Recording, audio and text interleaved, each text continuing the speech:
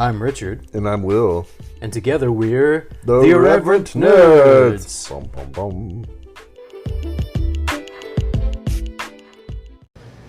Nerds.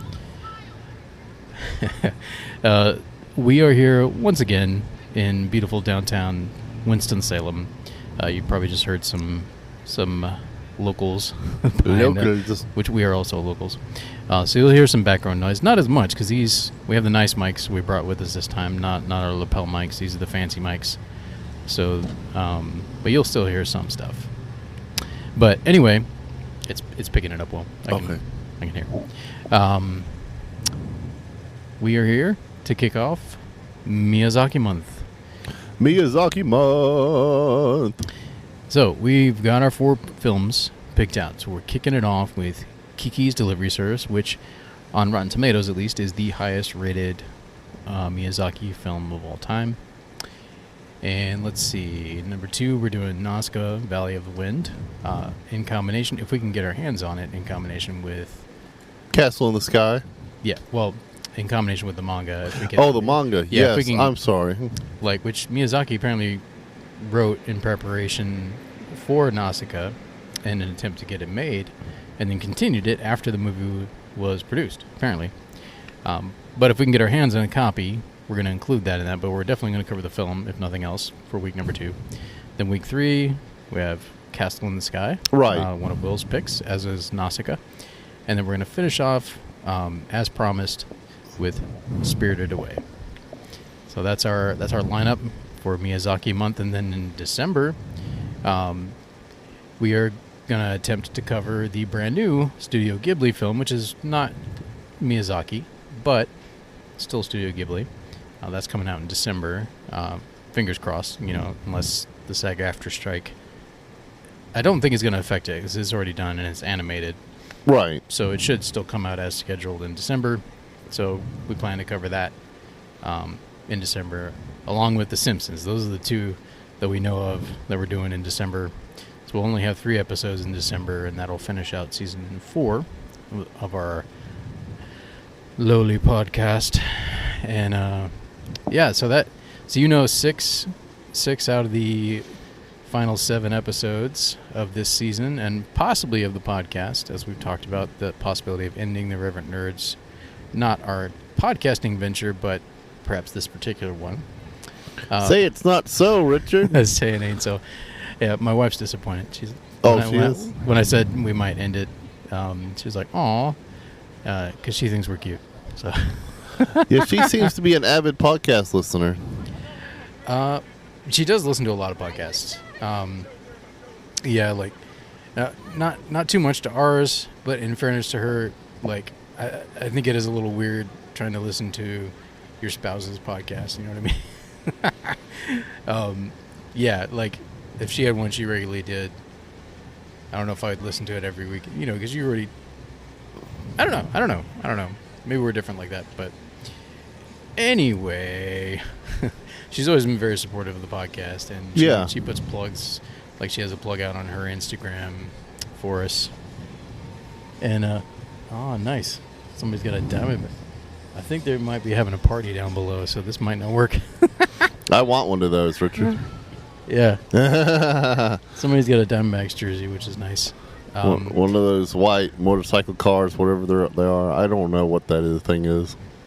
But of course, that's part of the ambiance. We're here downtown. We got some white noise, a waterfall in the background. Anyway, so that's the plan for basically the rest of season 4. We'll have one. I guess our final comic book episode is the only one we haven't decided on yet, and that'll be week 2 of December. Right. So week 3, I got to see when it releases. My guess is week 3 will probably be the Ghibli film. So week 1 will most likely be Simpsons. And then we got to figure out what we're going to do for week 2. Is there a Simpsons manga? I imagine there's a Simpsons manga somewhere. I can't hear you, Richard. I imagine there's a Simpsons manga somewhere. Oh, I should look that up. Yeah. I did recently watch a Simpsons anime, though. Oh, did they? Yeah. It was a Treehouse of Horror episode based after Death Note. That was pretty recent, actually. I think that was this year. Nice. Yeah. No, that yeah. Oh yeah, I think I saw it. I haven't watched it yet, but I saw the thumbnail or whatever. Yeah. And I saw the Death Note character, and I was like, that's pretty cool. But But there's definitely Simpsons comics. Yeah. I don't have a lot of them. uh-huh. I think they appear in Bongo. Yeah. Bongo Comics. Uh-huh. Yeah, it's Hey, go Diamondbacks. I'm a D-backs fan too, man. Oh, he's got Luis Gonzalez jersey. Nice. Sorry, I'm an Arizona Diamondbacks fan, and they earned the World Series for the first time in 21 years. So that's pretty darn cool. Anyway, so I lost my train of thought, so I guess we'll get it onto a different track. Yeah. Today's topic. So we are covering Kiki's delivery service, and for two reasons. One, this gave us the opportunity, which we've never done this before. It would have been cool. I should have thought to include them in the review. Maybe I can still get their thoughts on it later. But Will and I watched it with all four of my daughters. You know, we all sat there, with the exception of my youngest. You know, she got bored sometimes and walked away. But she sat there for quite a while. Yeah. But the three older ones, like, they all watched the whole movie with us. And, yeah, it was just really enjoyable. And this is probably, I think it's considered, like, this one and My Neighbor Totoro are like the two most family friendly. I mean, a lot of the Ghibli films are, but these are like the most family, like, kid friendly films in the Ghibli pantheon. Pantheon. We'll just call it a pantheon. So and this was the highest rated on Rotten Tomatoes as well, with a 98%. I have to say, after viewing it, my initial thoughts, I'm like, this is rated higher than Princess Mononoke. I know. I was like, I don't understand why. I enjoyed the film, but I would not have rated it above Princess Mononoke. And no. Now, was that the website reviewers rating, or was that the audience rating? That's a good question. It's on Rotten Tomatoes. I think I need to double check. Is that because I know they do the aggregate of critics, like various critics. See, that's the official Rotten Tomatoes rating is right. Is a combined critic score. I think aggregate's the right word for that. But yeah, then they also let you know an audience score. But I think it was supposed to be the official one. Because yeah, like 11 films, like it had the top 11. All of them were ranged from 90% to 98. Like 11 of the Miyazaki Ghibli films were in that range, and so that tells you how highly they're thought of. It may have been the audience score, but my understanding was it was the critic score. But either way, it was rated higher than Mononoke, which me personally, I would not rank it above Mononoke. How about you? How would you feel? Princess Mononoke is probably my favorite film, other than Nausicaa Valley of the Wind. I mean, I definitely like it more than Nausicaa Valley of the Wind. I'm just saying, I think those are my two favorite Studio Ghibli Miyazaki films. I mean, Kiki's Delivery Service is really great. It's but it's not my favorite. So, you know, I'm also surprised that it was rated on Rotten Tomatoes above Princess Mononoke. Yeah, like, yeah, I've not seen as many, or any of the other films for that matter. I don't think I've seen as many Miyazaki films as you have, but yeah, it's not my favorite either. But it was very enjoyable. Yeah, I've seen almost all of them. Overall impressions. Like, you want to go first? Like, your overall impression of the film, and how many nerd hats would you give it? I guess we'll start there. 3.5. I mean, I don't want to knock it. I'm just reserving the higher ratings for other movies. I enjoyed it. It was a very masterfully done movie. Don't get me wrong. The story was great. Watching it again, I understood it a bit better than previous watches as well. We'll get into that later. But yeah, that's my impression. Yeah, I think that's a fair rating. I think I would also give it 3.5 because, you know, it's beautifully done, and and it's a very peaceful film. I think peaceful is probably one of the words I would give. Very calm, very peaceful film, very quiet, which is something to be said for that. There's some movies that wouldn't dare to be quiet that much, and I enjoyed that aspect of it. Actually, it was just a very peaceful film to watch. There is action in it for sure. Most of the action involves flying. There isn't really any significant. There's a few moments of peril, like where Kiki almost gets run over by a truck, and then there's a crash involving her and a friend of hers on a bike. But any real peril doesn't happen until towards the end of the film, like in the last maybe 15 minutes or so of the film. So for the most part, it's pretty steady paced, and it's, I guess you would call it a coming of age film. Yeah, I think that sounds correct. But yeah, I think I would give it 3.5 nerd hats. Definitely enjoyed it. It's above average, absolutely for sure above average. I mean, as is every Miyazaki film I've seen so far, you have to rate it above average, obviously. But yeah, not as good as Mononoke. I think I'm trying to remember. I want to say I gave that one 4.5, but I'm trying to recall. I'd have to go back and listen again to our review. Yeah, we rated it pretty high. It's definitely at least a 4, if not a 4.5. I think maybe we might have split the difference in our combined review and got like 4.25 or something like that. At least, I think. Definitely deserves that. If we didn't give it that, we should go back and slap ourselves.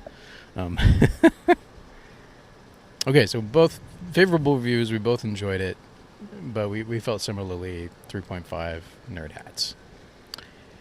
So, for those who haven't seen it and maybe don't really want to take the time to do so, you just want to listen to a podcast about it, you know us. We go through the synopsis, a little bit on the production, and then we cover the plot.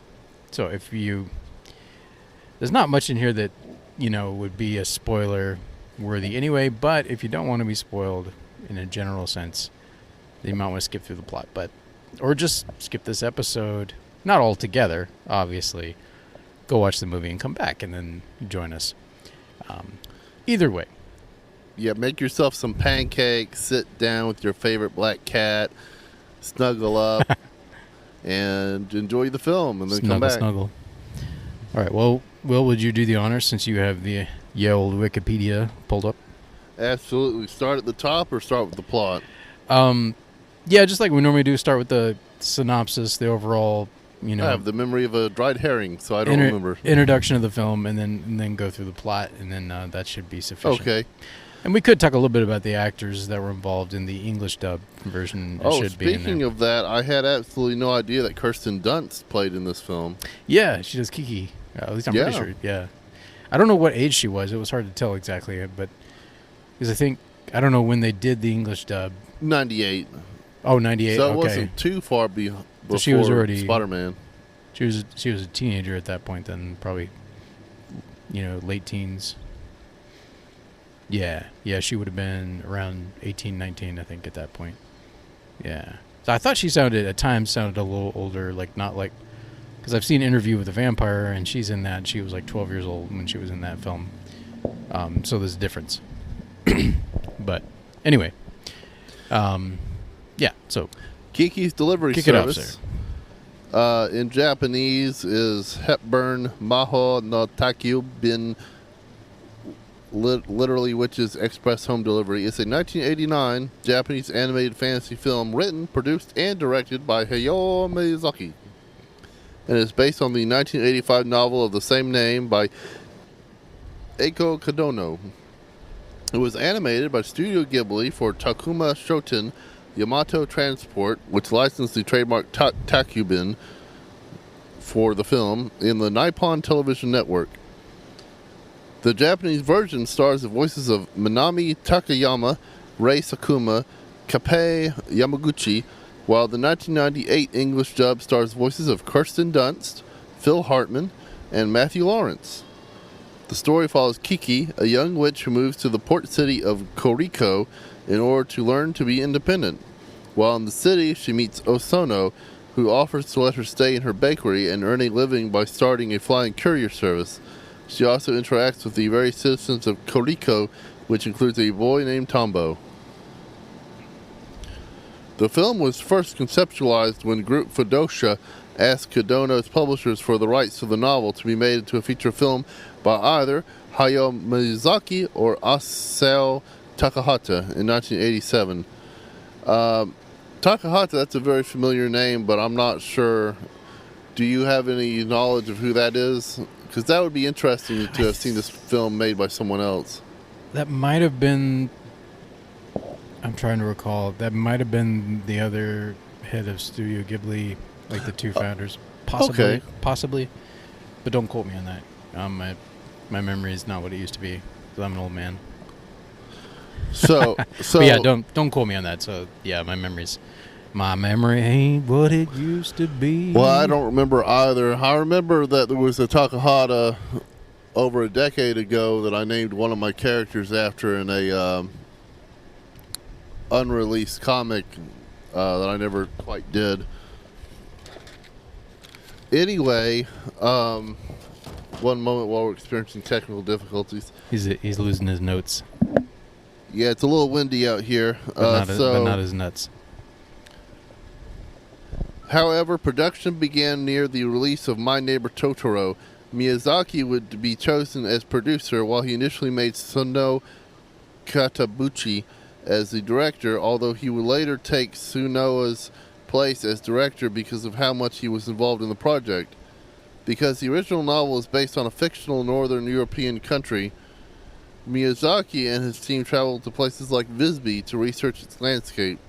Miyazaki would also alter the story of the original novel for his movie, adding new scenes to emphasize the theme of independence and growing up.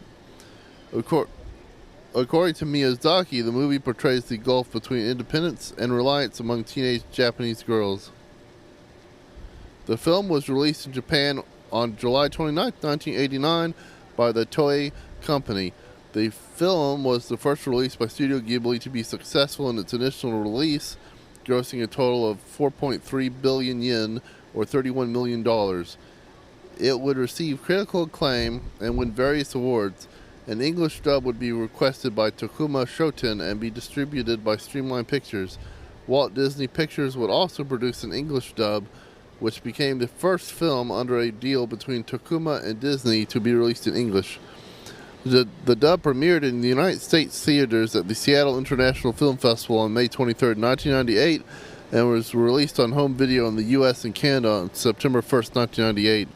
So this film really didn't get a national theatrical release. Oh, in the U.S., you mean? Yeah, it sounds like it only appeared at the film festival in Seattle, and then it went straight to home video. Huh.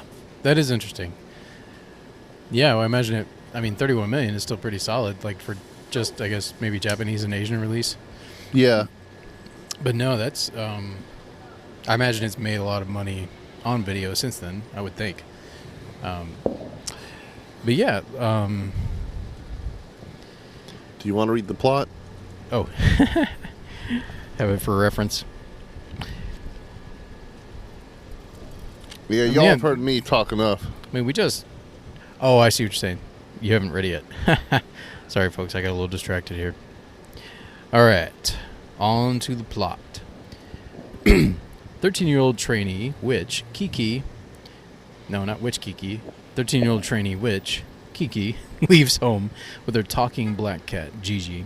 She flies on her broomstick to the port city of Koriko. While trying to find somewhere to live, Kiki is pursued by Tombo, a geeky boy obsessed with aviation who admires her flying ability. In exchange for accommodation, Kiki helps Osono, the kind owner of a bakery who is pregnant with her first child. She opens a business delivering goods by broomstick, she being Kiki, not Osono, the Witch Delivery Service. Her first delivery goes poorly. She is caught in the wind and loses the black cat toy she is supposed to deliver. Gigi pretends to be the toy until Kiki can retrieve the real item. Cue comedy. She finds it in the home of a young painter, Ursula, who repairs and returns it to Kiki so she can complete and the delivery and rescue Gigi. Kiki accepts a party invitation from Tombo, but is delayed by her work and, exhausted, falls ill.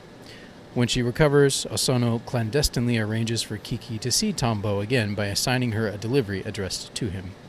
After Kiki apologizes for missing the party, Tombo takes her for a test ride on the flying machine he is working on, fashioned from a bicycle. Kiki warms up to Tombo, but is intimidated by his friends, so she walks home.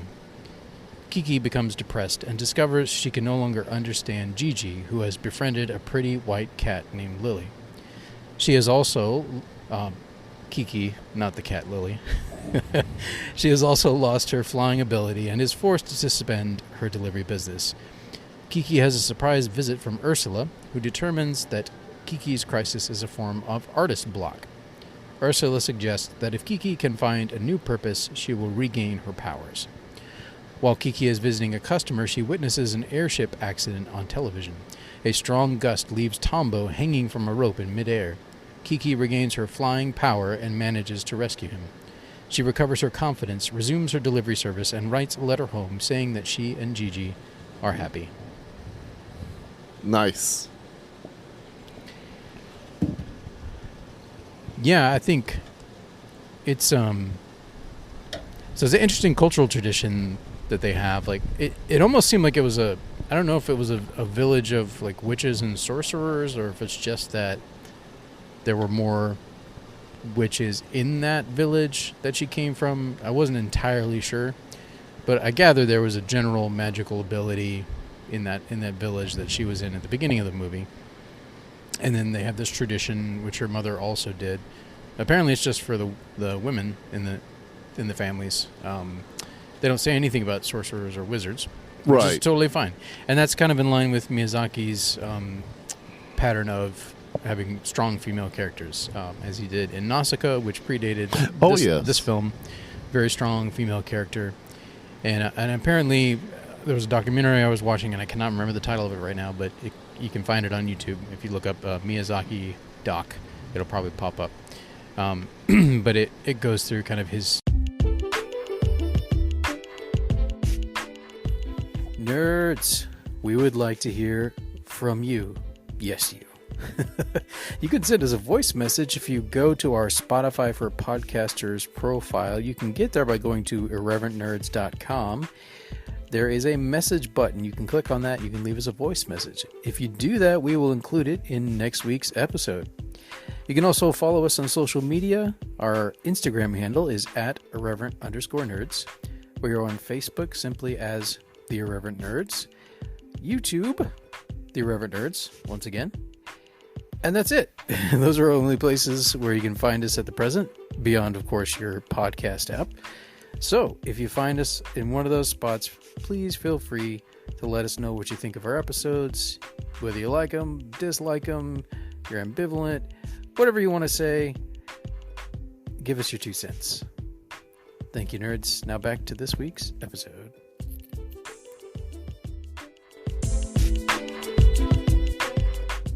His history as an artist and the eventual formation of Studio Ghibli and just all the trials and travails. But apparently his mother was a very strong woman and very strong presence in he and his brother's lives, and is the inspiration for a lot of the strong female characters. And Miyazaki, at least in his films, often presents what you might call a feminist message, or at the very least pro-woman, if you want to put it that way. But yeah, a lot of strong female characters. Princess Mononoke, no exception to that. And the villain in that film is not only a complex character, but also a very strong female character. So this is a pattern that you see repeated in many of his films. So do you think that he chose... what's interesting, I don't know a lot about the films, even though I've watched most of them, most Studio Ghibli films, but it appears that this one was based after a novel. Do you think that the strong female character is the reason why Miyazaki chose to work on this himself? Maybe why he gravitated toward this? I'm trying to remember. I think they may have talked about it from the documentary. This is when when they started working separately, he wasn't necessarily like the head of it. His mentor, who came over with him from Tohei, I think was more of the shot caller to some extent, and I want to say, I don't know if Miyazaki volunteered for this one to direct it, do the directing, but I believe it was this film that, and I may have missed it if you read it in the Wikipedia section, but he did a lot. Like, I think he did animation in quite a few of his films, in addition to directing and writing as well. But I think he pulled several hats in this one, but may have volunteered for it as well. Don't quote me on that though. Oh, okay. Sounds right. I may be wrong, but I believe it was Kiki's Delivery Service that was the case.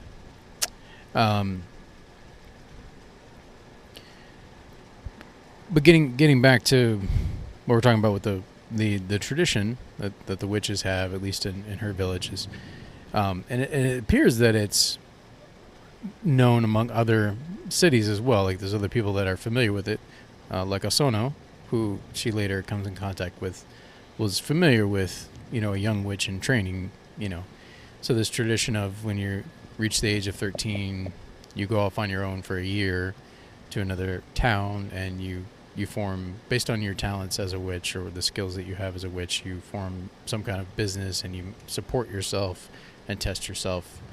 And some of the witches apparently stay in those towns, like Kiki's mother. I think she came as a 13-year-old and then apparently stayed in the town and eventually got married and had Kiki. I think. Yeah, that sounds about right. That's what I gathered. So it may be more that this particular town was just familiar with Kiki's family, and knew about witches because of that, perhaps, because of Kiki's mother. And it may not be that there was necessarily other witches in that town. It may just be that they knew Kiki's mother.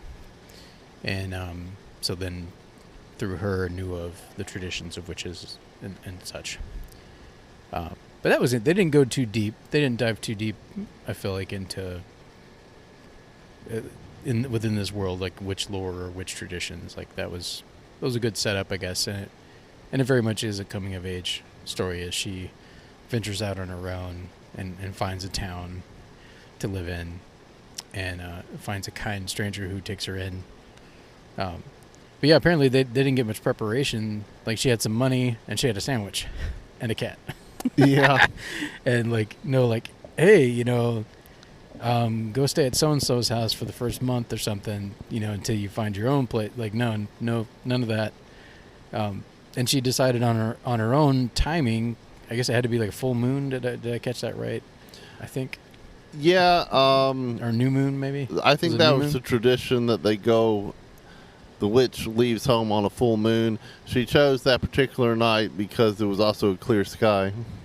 Yeah, so it's like she found that very advantageous, and obviously her parents knew it was coming, but they didn't know it was going to come exactly then. So their dad's like planning a camping trip, and then they have to cancel it, But they knew it was coming, so they both respond positively, and they let their girl go. Which I'm like, darn, like. I've got a 7-year-old right now, so the thought of like letting her go on her own 6 years from now, like, nah. I mean, obviously in our culture, that ain't gonna happen. No. But some cultures, right? That's an interesting topic all on its own. Oh yeah, like, I mean, obviously, I think with longer lifespans, there's a sense in which adolescence is pushed forward. You have kids at a much later age. That still depends to some extent on where you live in the world, but definitely in the more quote-unquote developed, or maybe, to be more precise, more technologically developed, area, countries like ours, where there's a longer lifespan because of better medical care. There does seem to be that trend of extended adolescence. Seems to be even more true with men, not getting real serious about getting married or stuff into their 30s, which, what can I say? I got married when I was in my 30s. But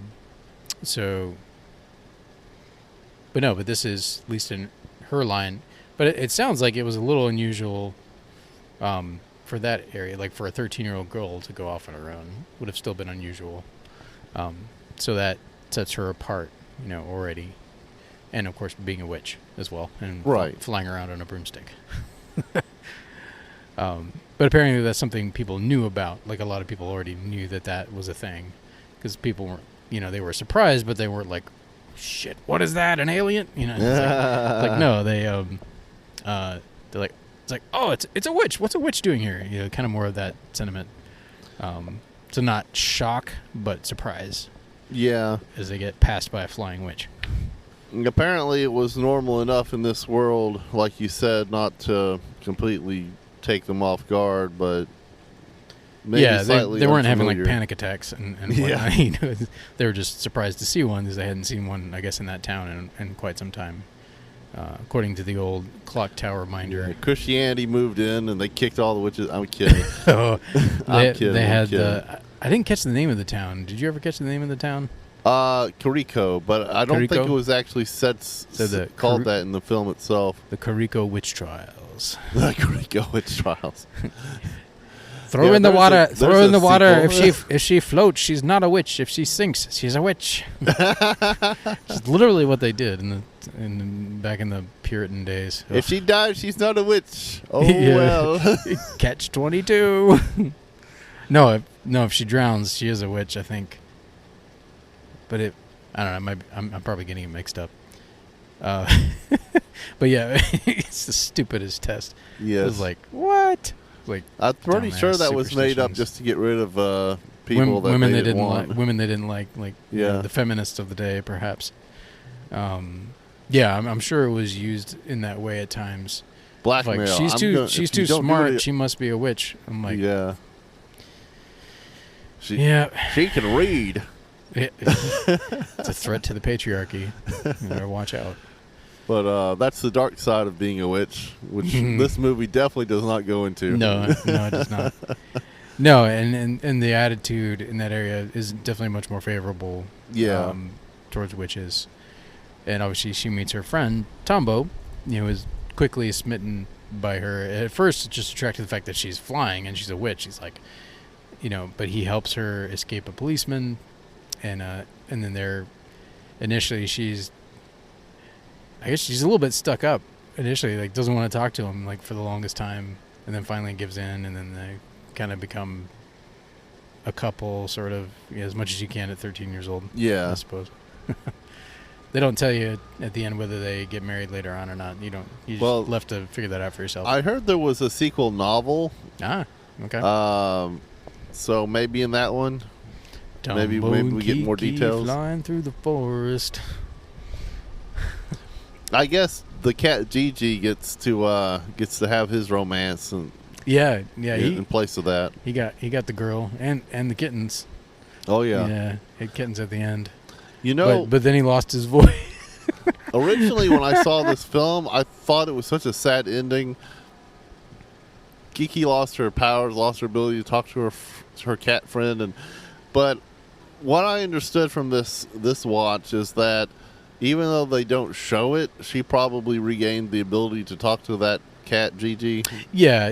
You got the impression that it wasn't because he wasn't talking, is that because she lost her powers temporarily because of, I guess, writer's block or witch's block. Yeah, witch's block. Witch's block. Darn witch's block. I have that all the time. So she couldn't hear. It'd be like if Harry Potter lost the ability to understand what snakes were saying.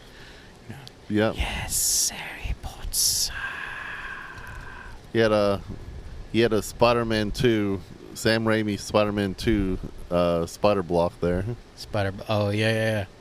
Yeah, I liked that actually, and it made sense with. That's totally a side note, but like the fact that, that is a good connection because obviously in that universe the web comes out of his body itself, like his body produces the web, which makes a little more sense to me in some ways. I kind of like that they did that, but also gave her some humor later on too. But no, then it totally made sense that he's going through depression and he's just getting beat down by life, His girl's with another man, and he feels like he can't be with her because of his responsibility, and he doesn't want to put her in danger, and just whack, whack, whack. His mentor turns into an evil villain. He's just being smacked down by life. Yeah. And then he loses his powers. So yeah, that's a good connection, I think. Yeah, very good connection. I don't think it was as heavily put out there in Kiki's delivery service that she was depressed or anything. It seems more like she just got sick after flying in some rain. But did you notice any actual depression there before she lost her powers? She was definitely depressed after she lost her witch abilities. I don't know. I don't know if there was like a definite precursor, but they do kind of, they explore it with her friend from the woods, Ursula. Yeah. Who looked like she was like maybe her early to mid 20s. An artist living on her own out in the woods. They don't tell you for sure what her age is, but young, and not attached to anyone, no kids of her own. For some reason, she reminds me of Bulma from Dragon Ball. Bulma, oh yeah, I don't know who that is, but I'll take your word for it. So Bulma. Early. But no, they saying early 20s. That was my impression, like maybe possibly late teens, but she seemed a little more mature than late teens, so maybe early 20s and early to mid 20s perhaps. But she kind of becomes a little bit of a mentor for Kiki there, and helps her through her witch's block, by comparing it to her own artist block. How she couldn't seem to find a way to paint, and then finally like something got unlocked, which I think the implication was Kiki's arrival helped a bit with unlocking something in her, like her imagination was captured again. Okay. Perhaps. I think that was the implication, but she found a way through it, found a way back to painting, and then of course for Kiki, that helps prime the pump, so to speak, but what really gets her back on track is seeing her friend Tombo in danger, and then she's able to regain the use of her powers.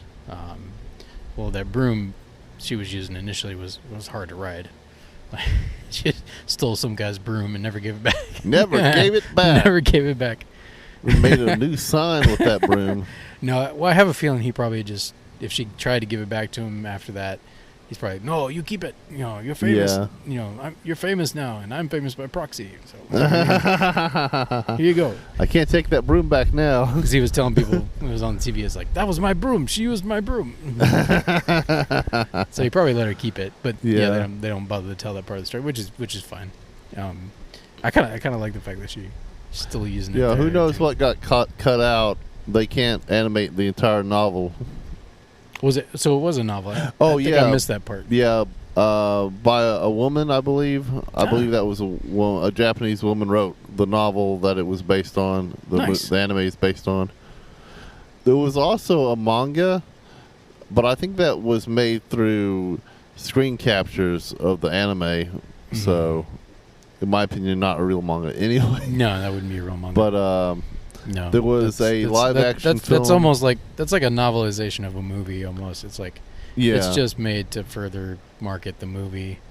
Not to diminish the people that do those. I'm not saying it's a piece of cake. Novelizing a movie necessarily. Adaptations can be difficult, but it kind of in that realm, I guess. And I don't want to get off topic for very long, but I hate it when companies say, hey, we could totally make a comic of this, but instead of, and Disney is really bad at this. Disney is really bad at doing this all the time with their properties. Instead of hiring a artist to make a comic, they just do screen captures of their cartoon, and then they put talk bubbles and stuff on it in the panels. Oh yeah, and, they do I hate that. Kids books a lot too. I totally hate that. Why would you? Why? Just watch. Go watch the cartoon. Why? I don't want to sit down and read screen captures with text on it. Yeah. Now there are some, I will say, with adaptations of or like my daughters have some. It's like continuation of the world type stories. Like, it's a Yeah. new story within that world, so it's totally new. As long as the But then- artwork was made for. But then they have retellings too for it. that do have original artwork Yeah. in it. They didn't just straight up capture it from, at least as far as I could tell. Because you can tell like the style is a little different than the movie, like just a little bit. But now I think I know what you're talking about too, though, where they just literally like just go in and digitally take it out and put it in a book with words. Yeah, I mean, well, that's just my preference as a person who both creates and digests or consumes comic books. Creates and consumes. Yes. I would just rather the artwork was specifically made for that media, that's all. Yeah, no, that makes sense. But back to the topic at hand. Yeah, so oh yeah, there was a parallel to this is much more general, not necessarily directly related to Kiki, but because Kiki is a strong female character, young female character, but this one kind of hits on both things of interest in Miyazaki's life. One, where he was forced in a lot of ways to grow up very quickly. It's, I think his mother got ill, and his dad was a bit of a workaholic himself. In fact, his dad worked for a company that made propellers for Japanese aircraft, and was actually a big supporter of the war effort, which Miyazaki was later kind of ashamed of in some ways. But he still had a love for aviation from the time he was a young boy, which you see that in this film and a number of his other films. I believe he did work on a film based on World War II. I think so. Yeah, like, and this one is kind of in that, around that time period as well, it seemed like, and it takes place, I believe the setting for this is inspired by Stockholm, Sweden, and another European city as well that I can't remember the name of. But Visby, maybe. Not sure. Okay. But a couple of European towns. Wales, I think, was another that he... Okay, cool. Those are some spots in Europe that he really liked. This one didn't have as much Wales in it, definitely much more Stockholm, I think. But it's an interesting, almost a dichotomy in his life where he has the strong female characters, which is kind of an homage to his mom in a lot of ways. But then his wife, apparently, and I didn't know this, Miyazaki's wife, when they first met, she was a very accomplished animator herself, and it was actually at that point more successful than him and made more money than he did as an animator herself. And when they eventually got married, I think he had even gone so far as to make a bit of a promise to her, almost, of like, hey, you will get to continue working. We'll figure out a way to make that work where we both get to continue doing what we enjoy. But I think it got to a point where after they had, I think, at least two children, two sons. It got to a point where his work was taking so much time that she had to stay home more and more in order for that. So there's a certain extent to which his success came at the expense of his wife's career in a lot of ways. Not to mention, to some extent, his relationship with his sons. And I think he has, from what I gathered, has expressed regret, definitely over the missing time with his sons, and perhaps to some extent over... I'm not sure if he's expressed regret over his wife's missed opportunities, career-wise. But that was... so it's somewhat ironic that he has the strong female characters, while at the same time, in a sense, like him taking so much time to make those films, in a sense, robbed his wife of her own ability to have a career. So it's an interesting dichotomy between his life and his work in some ways. Yeah, I found that interesting. Very. Yeah, just to see that he had that respect, and that doesn't mean he didn't respect his wife necessarily, but at the end of the day, like, he wasn't willing to alter his work habits enough to allow her to continue working. And it sounds like he was definitely a workaholic, would just work long hours finishing projects. He was a perfectionist, which shows up. I mean, in beautiful films. I mean, their execution is excellent, and I'm sure he's had to ask himself this question in the years since: is like, was it worth it? Like producing these pieces of beauty and art, was it worth it? Giving up some relationship with my sons, preventing my wife from continuing her own career. Was it worth it? And I guess only he can answer that for himself. Right. Yeah, to me, that wouldn't seem like a fair trade-off. At the end of the day, it would seem a bit self-serving. I want my legacy is more important than time with my kids and my wife having. Do I just talk in the microphone here? Okay, here goes. Nerds, I am here to tell you, if I never see another leech again, it'll be too soon. Damn, I hate leeches. Anyway, I wanted to take a minute to inform you. Oh, by the way, this is Raph. The Teenage Mutant Ninja Turtle, Raphael, that's me. Anyway, I wanted to take a minute to inform you that the irreverent nerds want to hear from you. There are a multitude of ways you can contact them. Number 1, follow them on Instagram at irreverent_nerds. Number 2, like their fan page on Facebook, The Irreverent Nerds. Number 3, reply to episode questions and polls when you listen on Spotify. Number 4, leave them a voice message at theirreverentnerds.com. Number 5, follow them individually on Instagram at ourbest_WS and at cartoonistwill. And you get the picture, right? Reach out, connect, let them know what you think, even if you think they stink. They want to hear from you. Alright, can I go now? I have some pizza to eat and some heads to smash. Alright, later. Her own career too. It's like easy to say, but being willing to diminish your own legacy or your own pursuits, where you find a balance so that your spouse can also pursue theirs. Right. Isn't children our true legacy? Yeah, that could definitely be argued. Like, they're not always remembered to the same extent as something like this. Oh no, but they'll remember. They'll remember a good parent, and that gets carried on. And if they have kids, like, that becomes a generational. Like, if you put that time in with your kids, it doesn't have to be perfect, but just putting the time in, being with them. Like a good bit of this past year, I've been a stay-at-home dad, and I'm really glad I've had that extra time with my kids. I know them better, after this year, and yeah, so it and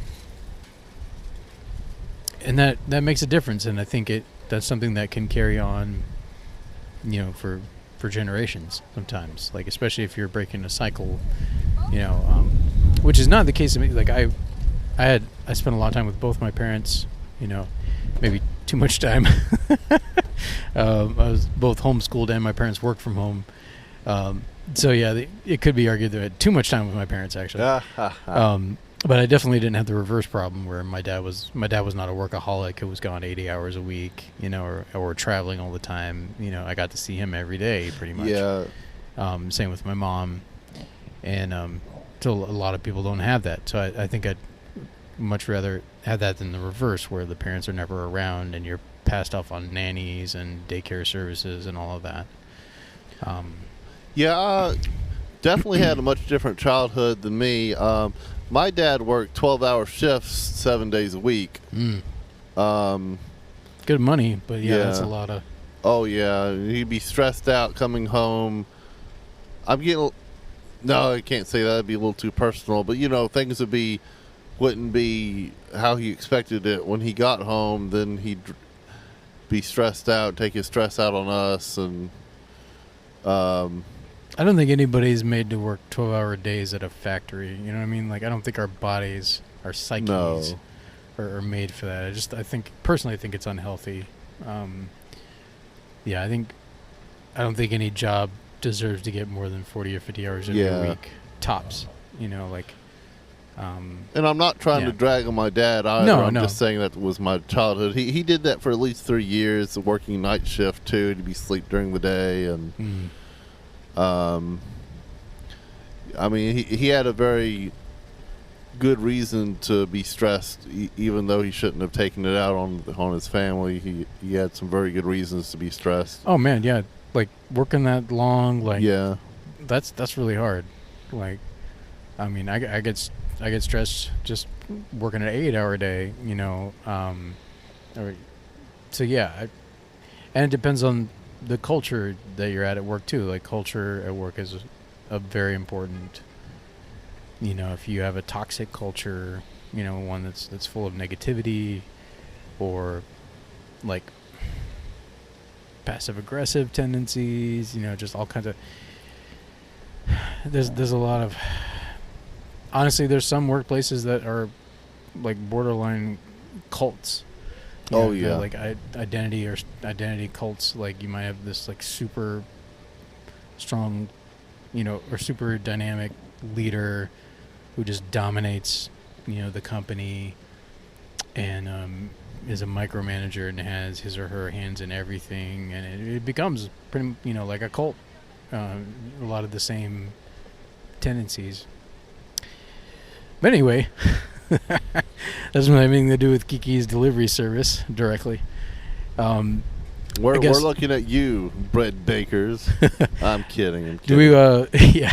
Do we want to go ahead and fast forward to the end of the film and talk about that? Yeah. What is it with dirigibles always crashing and burning?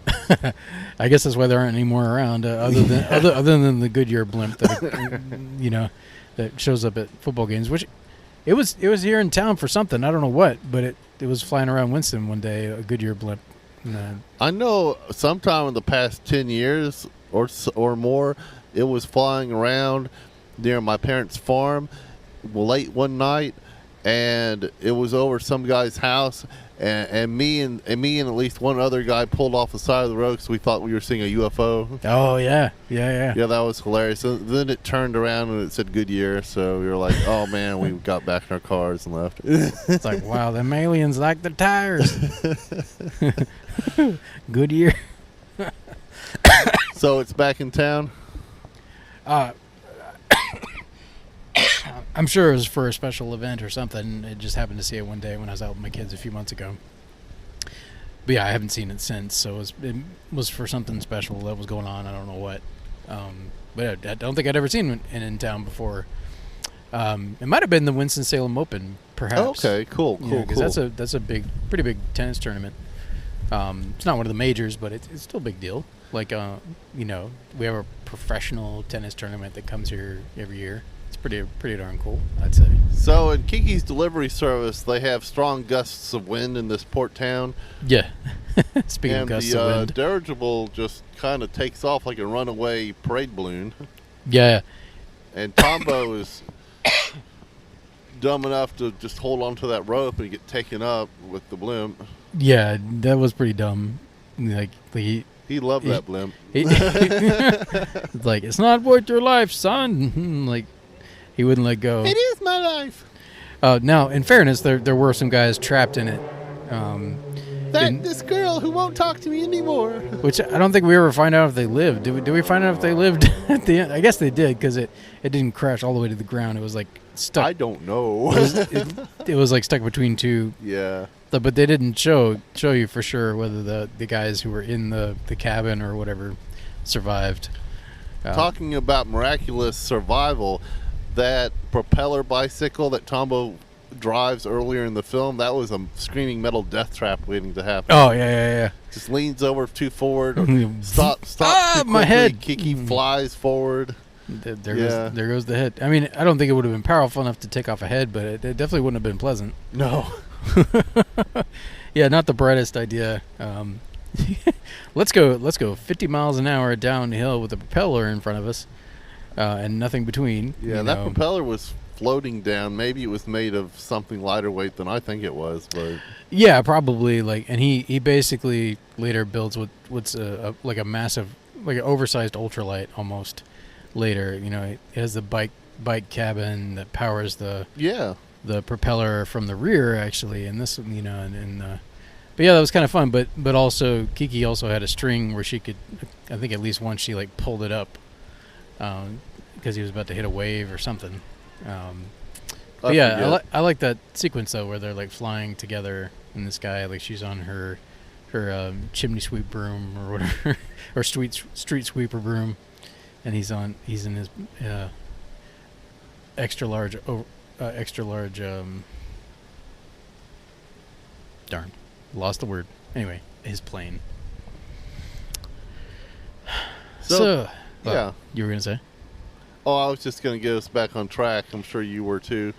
The dirigible flies into the town, and as you said earlier, it crashes between two buildings. How did you feel about the miraculous rescue? That was kind of awkward. It was a little awkward. Well, I liked it, like, because she was how to fly again. It definitely added tension to it, like yeah, because she was getting back her flying, but also she was using a new broom and having to figure that out as well. She didn't have her mom's broom anymore because it broke. And so yeah, I like it. It added further tension. Like she's gonna save him in the end, but like it's still it ramped the tension up a bit. I think one of my kids got a little scared. Yeah, it was a little intense. Like my girls will do that. Like if something in one of the characters they like is in peril in a movie, they're like, "What's gonna happen?" And it's like if I've seen it before, I'll be like, "They're gonna be okay." And if I haven't seen it before, usually that's a pretty good guess that they'll be okay. But yeah, but I'll be like, I don't know. We'll find out. Yeah, I like when I was a kid, everything was special. It was magical. But as an adult, I'm like, they can't kill off that character. He's important. They're not going to do that. It's not rated that high. Unless it's Lost or Game of Thrones. Yeah. Or Walking Dead or you name it now. Oh, there are definitely some stuff out there that... I guess Lost kind of started that more recent trend of like killing off a main character within the scope of the series, and not necessarily even just to write them off the series, but just to have some stakes. The biggest one, obviously, in Lost. Spoiler warning, by the way, if you've never watched Lost, but Charlie dies at the end of season 5, and that's probably the biggest one. But I have a feeling that had been planned for quite some time. And then he comes back at the end in the weird multi-denominational heaven. Multi-denominational. Like we just got out of purgatory celebration thing at the end at the end of the movie. They're like, well, they show up in a church and it's got like all the biggest religious symbol. It's got like a Buddhist symbol. It's got like a Muslim, Christian. You name it, is there in the church. I haven't seen it. You haven't seen the end of Lost? I wasn't big into Lost when it first came on TV. I saw a little bit of the ending, but I don't remember what you're talking about. I didn't get into it live, like as it was coming out until season 5. I think I maybe caught one episode, and then somewhere in, I think season 5 had just started, and then Hulu came out with the first 4 seasons. You could stream it for free, so I gave it another shot, and I started season 1, and I got hooked, and then I binged it all the way through season 4, and then season 5 was actively coming out at that point, so I started watching it, and I watched a few of those episodes on my little BlackBerry Curve, because Sprint had this little Sprint TV thing where you could watch. It was almost like a cable channel just for your cell phone. Almost you could watch certain shows.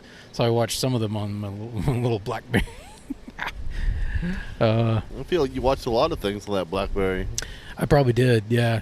Because it's a new thing. It was my first smartphone. This is cool. You can watch YouTube on this thing and television shows. I watched some Gravity Falls. That's right. We were talking about that the other day. Gravity Falls on your BlackBerry. Yeah, as it was coming out on Disney. I had to catch up on that when I got Disney Plus.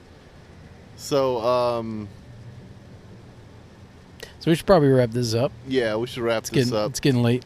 So, spoiler alert, Tombo does not die. Yeah, no, Tombo He gets survived. saved. I think we already spoiled that earlier. Yeah. So we talked about them. She rescued him, and we didn't know. It's left up to your imagination whether they get married later or whatnot. The cat Gigi has a happy ending with lots of little babies, or maybe it's a happy Has a ending. litter, which for some reason the female Yeah. cats turn out white, and the male cat turns out black. At least that's the implication. He's got Movie magic. one black cat, one black child, and 3 white children. It's an interracial couple. No. Oh. Tombo gets an airplane, as Richard mentioned earlier, with a propeller on the back, you said? Yeah, I think it was in the back. It's Yeah. almost like an ultralight, kind of like a giant ultralight. Yeah, it was kind of how it was designed. Like if Howard Hughes made an ultralight, it'd have to be big. You know what I mean? So it's a happy ending for everybody all around. Kiki gets her witch abilities back. The crows are no longer calling her egg thief. I'm kidding. Oh, yeah. We'll have to watch the movie to figure out what I'm talking about. Actually, I What's the think they joke? still were like calling her out that last time she came up to the Yeah, house they too. were. They totally were. They were still pissed. They thought she was going to steal their egg, or one crow thought she was Yeah. going to steal her egg. I'm just joking about the happy ending, but Yeah. I guess if you want to No, I mean it was a happy ending. yeah, if you want to find out what happens next, I guess we'll have to read the second novel, won't we, or watch the live action 2014 film? Oh, Because yeah. that was a combination of both novels. Okay. I assume that the anime is only adapts the first novel, but I'm not sure. Any closing thoughts? I don't think so. Just enjoyed it. Just very. If you're looking for something that's just very peaceful, like a nice, slow but steady pace, and just obviously beautifully animated. The music is peaceful. Something family friendly. Yeah, it's family friendly. It's rated G. Like the closest it gets to inappropriate is you see her bloomers quite a bit. Her diaper. Yeah, it looks more like a diaper, and I joked about that with my girls. I was like, "She's wearing a diaper," and they thought it was funny. But no, it's like old style bloomers that kind of look like a diaper. Yeah. You see that quite a bit. So it's like, Tombo yeah, does you're say- technically seeing her underwear, but it's not immodest. It's like looks more like a diaper. Tombo does or say that weird shorts. she reminds him of his grandmother. He does say that. It's like, you're wearing bloomers like my grandma. Oh, creepy. I just looked over and there's a statue randomly over there. I don't know if I ever noticed that before. Sorry, we are still here in downtown, if that. Oh, that statue. Um, Yeah. Maybe that's one of those downtown actors that just pretends to be a statue. I'm kidding. It's probably a statue. Go up and kick him where it hurts and see what happens. See what happens. Bong! My foot! My foot! Well, that got loud. Sorry. I've got monitor headphones on, so. Well, nerds. So, this ends week 1 of Miyazaki month, and next we're going to be covering Nausicaa, Valley of the Wind or Spirit of the Wind. Valley of the Wind. Valley of the Wind. Well, we could combine movies and turn it into that. Yeah. Spirit of the Wind. No. Nausicaa, Valley of the Wind. And if we can get a hold of the manga, we'll be weaving that into. But we'll definitely review the film.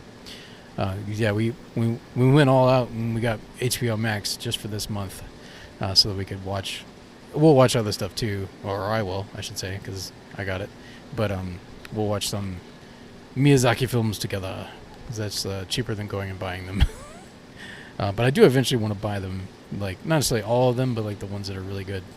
But we did buy Princess Mononoke. Yeah. You Yeah, know? and thank you for my copy. Exactly. Yeah, absolutely. And that's what I'm glad to have. It's a beautiful film, and when my kids get a little older, I'm gonna let them see it. 'Cause Yeah. it's Little really good. older. Yeah, like preteen, the kind of that, age group.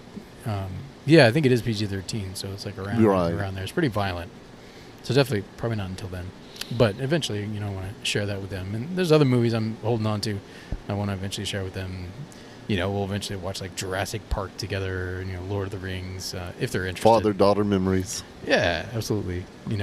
I've introduced them to some of the cartoons I used to watch. Like they like watching Rescue Rangers, like Chip and Dale Rescue Rangers, and so we've watched some DuckTales, a little bit of DuckTales, and Nah, no Darkwing Duck yet. I don't have that on. Although it should be on Disney. You Plus. can borrow it. Oh, it's on Disney Plus. Yeah, Yeah. you don't have to borrow it. Haven't from me. introduced that. But by the way, I saw a Darkwing Duck comic the other day. Like, They have put out a ton of comics. Yeah, And some of them are no longer in print. This one's about Negaduck, but it was a new episode. I was at Sailfish Cool. the other day, Cool. and they had it, and it caught my eye. Yeah, I wish I had the money to collect all those. I really do. Yeah, I did buy a new Batman comic, and it's in the big format. Like, have you ever seen those comics that are like in the big format? Magazine format? No, bigger than your common magazine, like a. Huh. I know there's a name for it. I can't think of it right now. But anyway, so next week, Nausicaa, and and then Castle in the Sky, and then we finish up with Spirited Away, which is, I think, like on IMDb is definitely the highest rated, and I know on Watch Mojo it's their number one of the top 10 Miyazaki films. It's their number one, and I have seen that and thoroughly enjoyed that film. So yeah, that'll finish us out for Miyazaki month. So come back next week for Nausicaa. Until then, Sayonara. live long and prosper.